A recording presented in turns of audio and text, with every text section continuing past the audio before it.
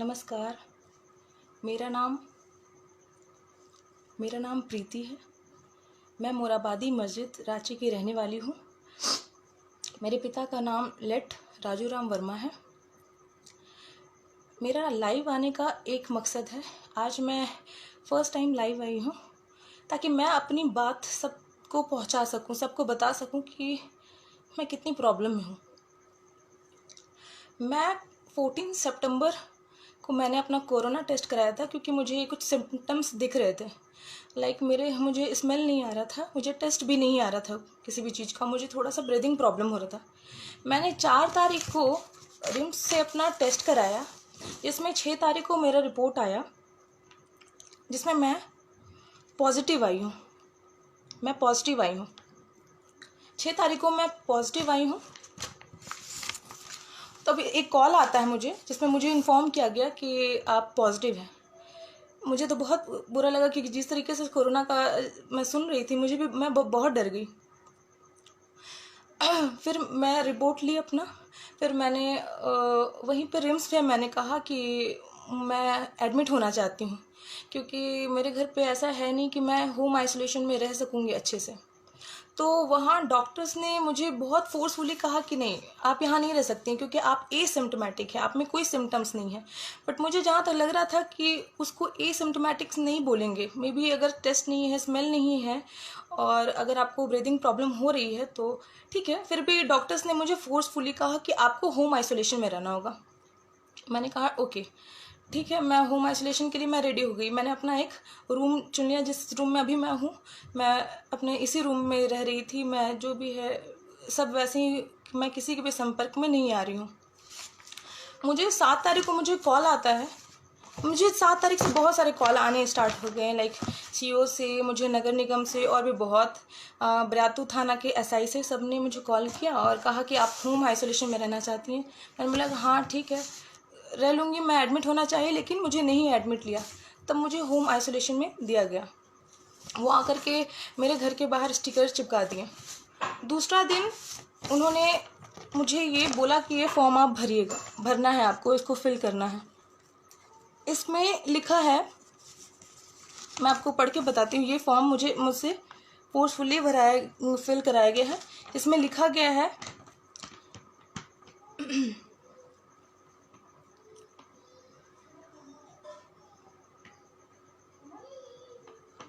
इसमें ये लिखा गया है कि मैं प्राइवेट से अपना टेस्ट कराऊंगी, मुझे गवर्नमेंट की तरफ से नहीं। मैं क्योंकि अपने होम आइसोलेशन में मैंने अपने रिस्क पर निजी डॉक्टर के संपर्क में रहते हुए होम आइसोलेशन आ रही हूँ।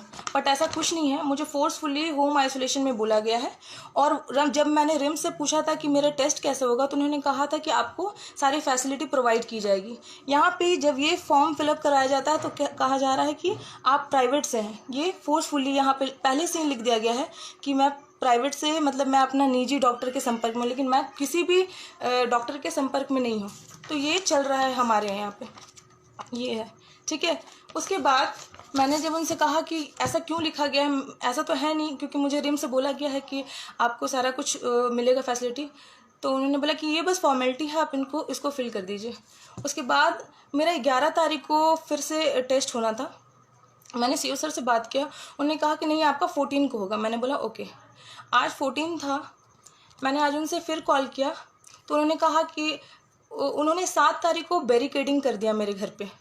बोलते कि नहीं ऐसे ही रूल है, बट जहाँ तक मैंने सुना कि बैरिकेडिंग का कोई यहाँ पे रूल ही नहीं है, वो आप नहीं कर सकते। मेरे घर को पूरा बैरिकेड लगा करके पूरा छेक दिया गया है। मेरे मोहल्ले वाले, सबसे मेन जो प्रॉब्लम है जो मैं लाइव आई हूँ उसके पीछे ये है कि मेरे मोहल्ले के कुछ लोग, जिसका नाम है बबलू, महादेव, छोटू लोहरा और राजा लोहरा, ये सारे उसी दिन से, जब से बैरिकेडिंग हुआ है, हमारे पीछे पड़ गए हैं, हमें मारने की कोशिश कर रहे हैं। मैं पूछना चाहती हूँ सबसे, मैं पूछना चाहती हूँ कि क्या कोरोना एक ऐसा बीमारी है जिसपे लोग मारे आपको?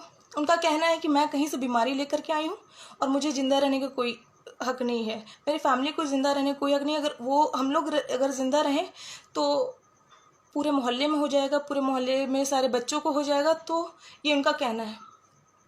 मैं चीख के, मैं आपको दिखाती हूँ, मैं चीख के सबसे बोलते रही कि मुझे प्रोटेक्शन दिया जाए। जिस दिन बैरिकेडिंग किया गया, जिस दिन सील किया गया, उससे पहले बिल्कुल नहीं कहा गया कि आपका घर सील होगा, आपको जितनी भी ज़रूरत की चीज़ें हैं वो आप ले आइए। मेरी मम्मी एक हार्ट पेशेंट है, 6 महीना पहले उनको हार्ट अटैक आया है, उनके हार्ट में स्टेंट लगा है, उनको मेडिसिन चलती है। हमें किसी प्रकार की कोई खबर नहीं दी गई कि ऐसा कुछ होगा, और किसी प्रकार का कोई बात नहीं बताया गया। दूसरा बात, अगर कोई हमें देने कुछ आता है तो हम मोहल्ला वाले उसे डरा धमका रहे हैं, कोई सब्जी वाला को सब्जी देने नहीं दे रहे हैं, किसी चीज़ को भी, कोई भी चीज़ हमें घर में पहुंचा रहे हैं, अगर कोशिश कर रहे हैं तो उन्हें करने नहीं दे रहे। मैंने इसका शिकायत सबको किया। मैंने डीसी सर को, मैंने ट्विटर पे मैंने उनको मैसेज किया, आप देख सकते हैं, मैंने उनको मैसेज किया 2 दिन पहले, उनका कोई रिप्लाई नहीं आया। यहाँ पे लिखा है कि 24 घंटे के अंदर आपको रिप्लाई मिलेगी, लेकिन यहाँ पे कोई रिप्लाई नहीं आया।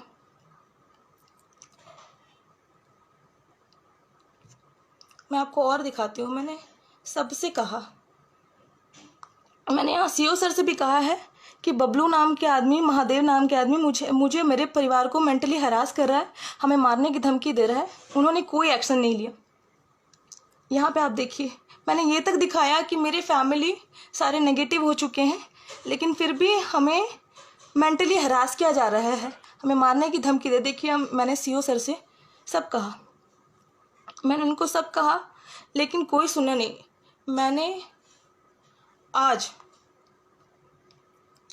मैंने सब लोगों को कॉल किया है, लेकिन किसी ने मेरा कॉल नहीं लिया, किसी ने समझने की कोशिश नहीं की। मैं सिर्फ इतना कहना चाहती हूँ कि अगर कोरोना होना एक पाप है, अगर ये कोई जानबूझ के किया है, तो एक काम कीजिए, आप पॉइज़न रखिए, और अगर कोई कोरोना पेशेंट आता है तो आप उसको उसी टाइम दे दीजिए। अगर मुझे पता होता कि मेरे कोरोना होने से मेरी फैमिली इतना सफ़र करेगी, उस दिन से लोग धमकी दे रहे हमें। मैं सबसे रिक्वेस्ट की, मैं डीसी सर से बोली, मैं सबको कही, लेकिन किसी ने कुछ नहीं सुना। कल रात में लोग आए हमारे मोहल्ले के, हमारे गेट पे पत्थर मारा, हम लोग बहुत डर गए थे। फिर सोचे चलो ठीक है, कुछ नहीं होगा, कल सुबह सब ठीक हो जाएगा। आज 14 था, जिस तरीके से मैं 4 को टेस्ट कराई थी, मेरा 14 को फिर टेस्ट होना था, ये मुझे सीओ सर ने कहा था। मैंने उनसे बात करा, उन्होंने कहा कि आप मोराबादी में कैंप लगा, आप चले जाइए। मैंने बोला कि सर घर पे आता है, आप ऐसा कुछ कीजिए कि घर पे आए। उन्होंने कहा कि नहीं, आपको जाना है तो वहीं पर आप टेस्ट कराएंगे। मैंने कहा सर मैं बैरिकेडिंग या तो आप हटवा दीजिए तब मैं जा सकती हूँ। उन्होंने कहा कि नहीं, जब तक आपका नेगेटिव नहीं आएगा हम नहीं हटा सकते। उन्होंने कहा कि आप खोल के जाइए।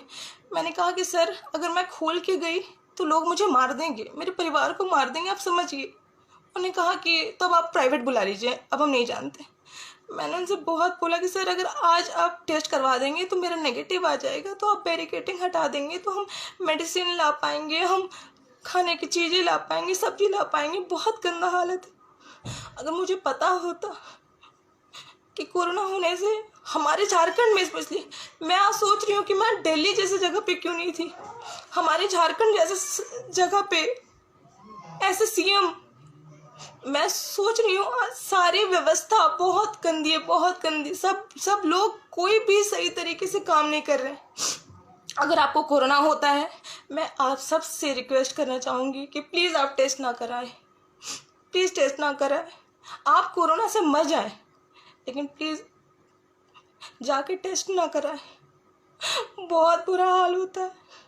मोहल्ले वाले सब लोग आप पे बहुत बातें करते हैं, बहुत गंदा बोलते हैं, और अगर किसी लड़की को ये हो जाए तो उसे बहुत गंदा गंदा बोला जाता है, बहुत कुछ बोला जाता है, और कोई आपकी मदद नहीं करता है, कोई भी नहीं। मैंने आपको सब दिखा दिया, मैंने डीसी सर को कहा, किसी ने मेरा कोई मदद नहीं किया। आज ही शाम सारे मोहल्ले इकट्ठा होकर कम से कम 2000 से 2500 लोग, सब लोग हमें मारने के लिए आए। जिस बीच बचाव में मेरी बहन को थोड़ा चोट आया, मेरे भाई को चोट आया, मेरी माँ हार्ट पेशेंट है। मैं इतने दिन से कह रही थी कि सर प्लीज़ हमें प्रोटेक्शन दीजिए, एक बार कोई आकर के कह दीजिए कि कोरोना कोई ऐसा बीमारी नहीं है जो सबको हो जाए, लेकिन कोई नहीं माना। आज जब इतना हल्ला हंगामा हुआ, बहुत हुआ, सब मारने आगे कहते हैं कि इन लोगों को मार दो, अगर नहीं इन लोग बच जाएगा तो हम सबको हो जाएगा। मैंने पहले से ही कहा था सबको कि मत सर कुछ ना कुछ प्रोटेक्शन दीजिए, लेकिन किसी ने कोई बात नहीं सुनी। इस वजह से आज हमारे मोहल्ले में लोगों को इतनी हिम्मत बढ़ गई कि वो हमें हमारे घर तक मारने आए, और हमारे मोहल्ले से किसी ने हमारा मदद नहीं किया, क्योंकि मेरे घर में मेरे पापा जी हैं नहीं, उनकी 2015 में ही वो डेथ कर गए। मेरा कोई बड़ा भाई नहीं है, एक छोटा भाई है, मैं हूँ, मेरी मम्मी है, एक मेरी बहन है और उसका एक छोटा सा बच्चा है 9 महीना का। सिर्फ कहा जा सकता है कि सिर्फ हम लेडीज़ ही हैं घर पे। ये देख करके मोहल्ले वालों को और हिम्मत मिल गई, और किसी का कोई हेल्प नहीं होने की वजह से इतनी हिम्मत मिल गई कि वो हमारे घर पास आके हमारे घर में आकर के हमें मारने की कोशिश की। तब मैंने बरियातू थाना में कॉल किया और उनको मैंने बताया, बट आपको तो पता ही है कि पुलिस कब पहुंचती है, जब सब हो जाता है, जब सब चीज़ हो जाता है तब। पुलिस आई, बहुत देर में आई। उसके बाद हमें ज़बरदस्ती बोला कि आप लोग जाइए अंदर, आप लोग को यहाँ बाहर रहने की ज़रूरत नहीं है। उसके बाद उन लोगों को ऐसे ही बोल करके सिर्फ झूठ का नाम लिख करके उनको ऐसे ही करके चले गए। उनके जाने के बाद आप खुद सोचिए, उनके जाने के बाद फिर उन लोगों को इतना हिम्मत हुआ कि वो लोग कहते हैं कि बचेगी कैसे ये लोग को बचने देंगे तब तो, अगर ये लोग बच गए तो हमें बीमारी होना है, ये लोग मर जाएगी तब बीमारी नहीं होगी। मैं आप सबसे विनती करती हूँ, मेरी ये बात मीडिया तक जाए, मेरी ये बात सीएम तक जाए, और सीएम देखे कि उनके जगह पे कैसा काम चल रहा है, उनके राज्य में किस तरीके का हो रहा है, एक कोरोना पेशेंट के साथ किस तरीके का व्यवहार हो रहा है, उन्हें किसी तरीके का हेल्प नहीं दिया जा रहा है, कुछ भी नहीं। सिर्फ जो बोला जा रहा है वो अलग है और जो हो रहा है वो अलग है। हम बहुत सफ़र कर रहे हैं, हम और मेरी फैमिली बहुत सफ़र कर रही है। मुझे आज बहुत दुख हो रहा है कि मेरी वजह से मेरे परिवार इस हालत में है। मैं सबसे सिर्फ इतना रिक्वेस्ट करती हूँ, आज मेरा नहीं हो पाया टेस्ट, सर ने कहते कहते आज मेरा टेस्ट नहीं करवाया। मैं कल जा रही हूँ, मैं रिम्स में अपना खुद टेस्ट करवाऊँगी, मैं खोल के खुद जाऊँगी। अगर मुझे कल कुछ होता है, मोहल्ले वाले अगर कुछ करते हैं, मैं सबका नाम दे रही हूँ, बबलू अंसारी, महादेव लोहरा, राजा लोहरा और छोटू लोहरा, अगर मुझे कुछ होता है तो उन सब का जिम्मेवार ये लोग होंगे, और इन सब का जिम्मेवार हमारा सरकार भी होगा, डीसी सर भी होंगे, सब लोग होगा। क्योंकि मैंने सबको बोलने की कोशिश किया, मैंने सबको अपना दुख बताने की कोशिश किया, लेकिन कोई नहीं सुना। तब जा कर के आज मैं लाइव आई हूँ। अगर कल मुझे कुछ होता है, क्योंकि अब मैं खुद जाऊँगी रिम्स, वहाँ पे मैं टेस्ट कराऊँगी, क्योंकि मैं समझ गई कि घर पे नहीं कुछ होगा, घर पे सुविधा नहीं मिलेगी, और जब तक मेरा टेस्ट नहीं नेगेटिव होगा तब तक मेरा परिवार इस तरीके से ही बंद रहेगा, ऐसे ही अंदर बंद रहेगा। मैं ये नहीं बर्दाश्त कर सकती, मैं मोहल्ले वाले का ये ताना नहीं बर्दाश्त कर सकती, ये मार बर्दाश्त नहीं कर सकती, ये पत्थर ईंटा नहीं बर्दाश्त कर सकती। मैं हार गई, मैं पेशेंट हूँ, मैं पॉजिटिव हूँ, और मैं इतना कुछ देख रही हूँ। आज मैं बहुत दुख में हूँ। मैं सोच रही हूँ कि मैं झारखंड में हूँ क्यों, मैं दिल्ली में होती। दिल्ली में जितनी सुविधा मिल रही है, और जो कोई होम आइसोलेशन में उनको कितनी सुविधा मिल रही है, हमें कुछ नहीं मिल रहा है। शिबू सोरेन जी को हुआ, उनको कितनी सारी व्यवस्था मिली। मतलब क्या है कि कोरोना अगर किसी पैसे वाले को हो तो वो ठीक हो सकता है, उन्हें सब सुविधा मिलेगी, उन्हें हॉस्पिटल मिलेगा, उनको बेड मिलेगा। और अगर हम जैसे लोग को हुआ तो ये कह दिया जाएगा कि हॉस्पिटल में कोई बेड ही नहीं है, आप एसिम्प्टोमेटिक है, आप घर पे रहिए। हमें फोर्सफुली घर पे रखा जाएगा और इस तरीके से हमें किया जाएगा। सरकार सिर्फ कोरोना पॉजिटिव जो है अगर होम आइसोलेशन में है तो उनका घर सिर्फ सील करने जान रही है, और किसी तरीके की सुविधा कोई भी चीज़ आपको नहीं प्रोवाइड करेगी। मैं सब भाई बहनों से मैं ये रिक्वेस्ट करूँगी, माता बहनों सबसे केवल इतना ही रिक्वेस्ट करना चाहती हूँ कि अगर आपको सिम्टम दिखता है आप प्लीज़ टेस्ट ना कराएं। अगर ये बोलना एक क्राइम है तो मुझे जो सज़ा देना आप दीजिए, लेकिन मैं सबसे सिर्फ इतने ही रिक्वेस्ट करूँगी कि अगर आपको लग रहा है, सिम्टम दिख रहा है, आप प्लीज़ टेस्ट ना करवाएं। और अगर हमारे झारखंड में रह करके तो बिल्कुल भी ना करवाएं। आपकी ज़िंदगी बहुत बुरी हो जाएगी, बहुत बुरी हो जाएगी। मेरी बात सीएम तक पहुंचना चाहिए, उनको जानना चाहिए कि क्या हो रहा है। धन्यवाद।